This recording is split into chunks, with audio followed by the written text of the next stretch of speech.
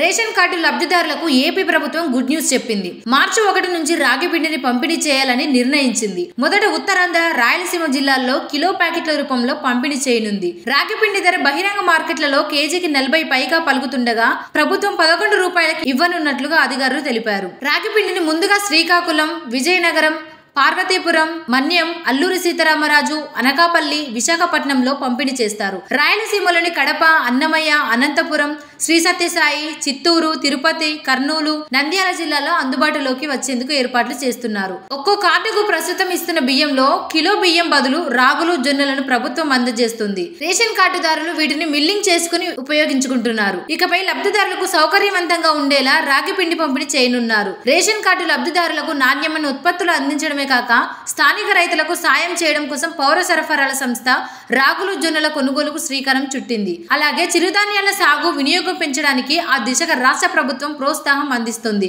అంతేకాక పీడీఎస్ లో పౌష్టికాహారం అందించేందుకు నాణ్యమైన ఫోర్టిఫైడ్ బియ్యంతో పాటు రాగులు, జొన్నలు, ఫోర్టిఫైడ్ గోధుమ పిండిని సరఫరా చేస్తున్నారు. ఇక ఏపీలో పీడీఎస్ లో అందిస్తున్న ఫోర్టిఫైడ్ గోధుమ పిండి మంచి డిమాండ్ ఉంది. ప్రతి నెల 2500 టన్నుల నుంచి 5000 టన్నుల వరకు వినియోగం ఉంటుంది. ఇదే గోధుమ పిండిని కేంద్రం భారత్ బ్రాండ్ పేరుతో 27.50కు ఇస్తుంటే ఏపీలో మాత్రం కిలో 16 రూపాయలకే అందిస్తున్నారు. మార్కెట్ రేటు కంటే తక్కువకే నాణ్యమైన గోధుమ పిండి పంపిణీ చేయడంతో దీనికి భారీగా డిమాండ్ ఉంటుంది. రేషన్ కార్డుదారులకి తక్కువ ధరకే నాణ్యమైన ఉత్పత్తులను ప్రభుత్వం అందిస్తుంది.